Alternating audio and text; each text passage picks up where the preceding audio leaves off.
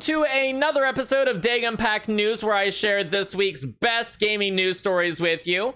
In our first story, this is about as good as I can build shit in Minecraft.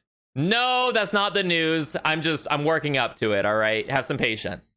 So, the actual news story is that 400 people spent a decade building a 1-to-1 scale city in Minecraft. Look at it! That's Minecraft! I don't even fucking recognize it. Look at it. So, it's based closely on Los Angeles, and it's built to a 1-to-1 scale, so every block represents a cubic meter in real life. The city's name is Greenfield, and there are ports, skyscrapers, suburbs, chemical plants, railways.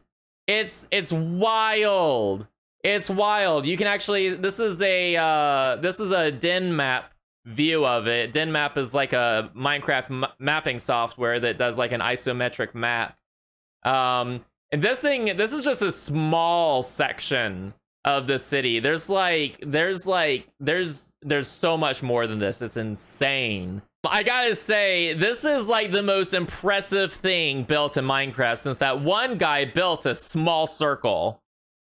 I still can't get my head around this. How did he do it? And I gotta say, I'm really surprised with the level of competence with the whole project being run.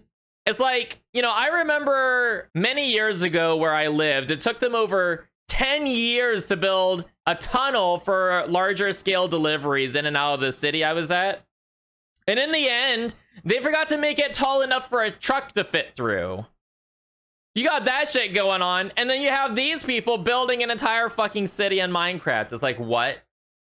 It's essentially identical to Los Angeles. Apparently, almost every building has a fully detailed interior with regular inspections to check everything is functional. Oh, so it's not like LA then. They have very bad building safety standards. So who's the one guy that did all the work? Because we all know that's how group projects work. Okay, someone has been traumatized by college, I see. In our next story, shady key reseller G2A fucks up spectacularly. So basically, G2A is a supremely suspect gray market seller of PC games.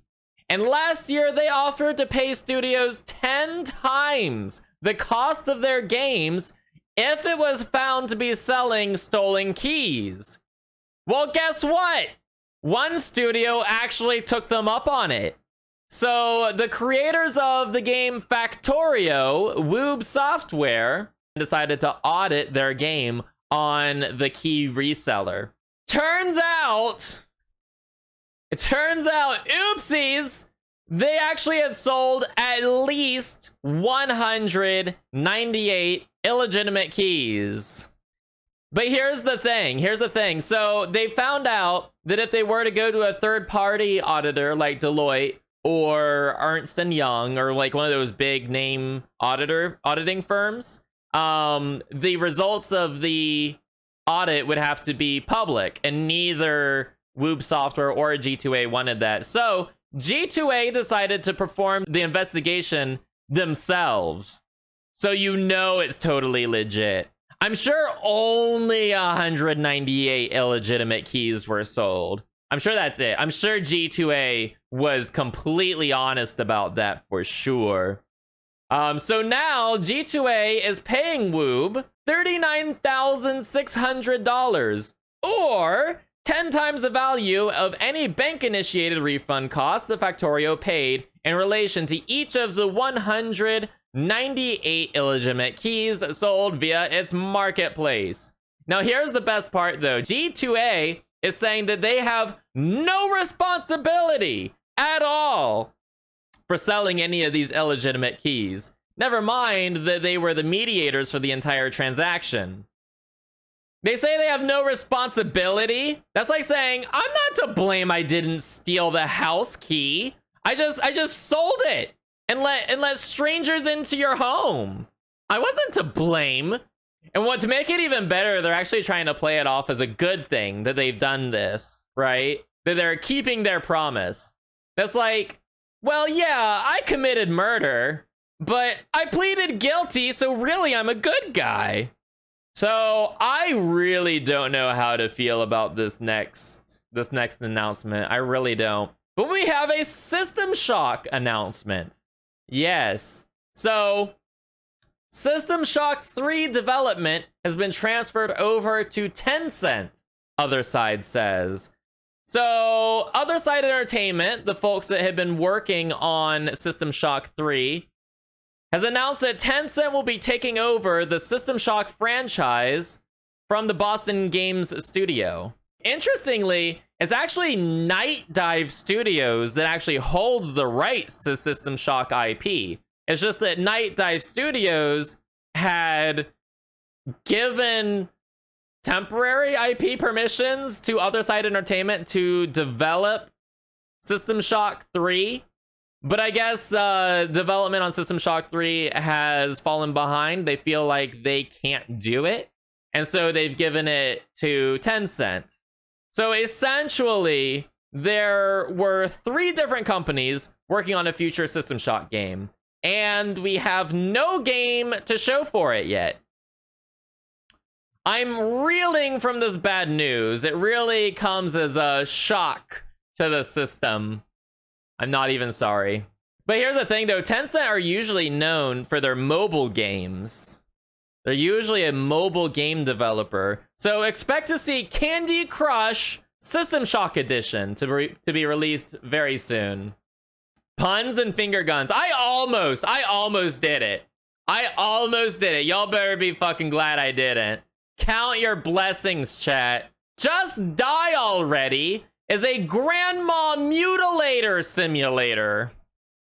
Just Die Already puts players in control of really old people competing for a spot in the world's nicest retirement home, where I assume they'll be isolated and studied so it can be determined what nutrients they have that might be extracted for our personal use. Set in an open world city that's filled to the brim with crazy tools and contraptions, players will encounter plenty of blood and broken bones as they complete challenges. You can tackle this game solo or with 4 players online, or not at all, and just sit back as clips of old people being beheaded by a rocket-powered mailbox fill your YouTube recommendation feed. In fairness, this does seem like what old people would do if they were to recapture their youth. It's only bad hips and arthritis that keeps them from fucking shit up on a daily basis. I've seen movies where old people are sent to die after they reach a certain age, and they're supposed to just give up. But I'm a big fan of the old people battle royale format. It'd make for great TV. Can't wait to show this to my mother-in-law. Oh my god. So a YouTuber drinks a really old Final Fantasy potion drink. Back in 2005, Square Enix launched a Final Fantasy potion energy drink in Japan to promote Final Fantasy 12. Final Fantasy 12. The beverage was made by Suntory. YouTuber Manarisu got his hands on some of this potion with a best before date of January 2007. January 2007. He streamed himself drinking the beverage, which had a green hue to it. Unfortunately, I'm pretty sure it was supposed to be blue. His tasting notes are as follows, chat. It smelled like a fresh garbage dump. It tasted like shrimp, giving it an agreeable seaside impression. The garbage dump returned in the finish. The drink was served in a glass anal plug. I know, look at it. In our next story, people are using Red Dead Redemption 2 to hold conference calls. People are actually gathering around a campfire in Red Dead Redemption 2 to hold business meetings for some fucking reason. I don't know. I read the article. I couldn't wrap my head around it. You know, little did I realize that the little CC in your email options actually stood for cowboy conferencing. I think this could really catch on though, right? Like in the real world or even Zoom, you have to let people finish when they are talking. Now, when they go on a spiel, you can just hogtie them and just throw them down a hill. You got some really good options when you do this, right? Who doesn't want to end a conference call by everyone shooting their guns in the air and stylishly exiting on horseback? Yeehaw! And it's all fun and games until someone accidentally presses the attack button and knocks out their boss. Oh, sorry, I was just fantasizing. Sorry about that, chat. In our last story, you can remote control a real person in the Faroe Islands. Have you ever wanted to remote control a person? Well, now you can through a series of remote tours currently being conducted by the tourist board of the Faroe Islands. You don't even need an account. You just show up on their website and click on the little controller, and they'll walk around and you'll see what they do. Yeah. So this is a very brave move by the people of the Faroe Islands. I mean, like, let's be honest. If I was playing a video game that took place on a scenic island, the first thing I would do is hurl myself off a cliff just to see what would happen. I'd love to know how many times these guys have had to refuse to commit suicide. When the movie Avatar was released, it gave us a glimpse into an amazing world where people could remotely control an avatar body. It seemed so futuristic. Who would have thought it would become reality in the Faroe Islands? They also have a jump function. Like, why? In real life, how many times do you need to jump in your average day? Think about it. When was the last time you actually jumped? Jumping was just invented to give video game characters something to do in a 2D space. It doesn't really exist outside of video games and movies. It's all make-believe, chat. How long before porn sites catch on and you can play a game where you control a Faroe Islander to go home and fuck his wife? Where do I sign up for this job? Does it have a peen slider? Unfortunately not, Coobs, but maybe that'll come in version 6.9. If they can't double jump, I'm not interested. Right, Chris? That's what I'm saying. Twitch plays some guy. Exactly, Ants. Exactly. That's it for this week's episode of Dagon Pack News. I hope you enjoyed it. If you did, go ahead and hit those like and subscribe buttons and leave a comment down below. Let me know what you thought. And if there's any stories you want me to cover next week, leave a comment down below and I'll have a look at them. See you next week.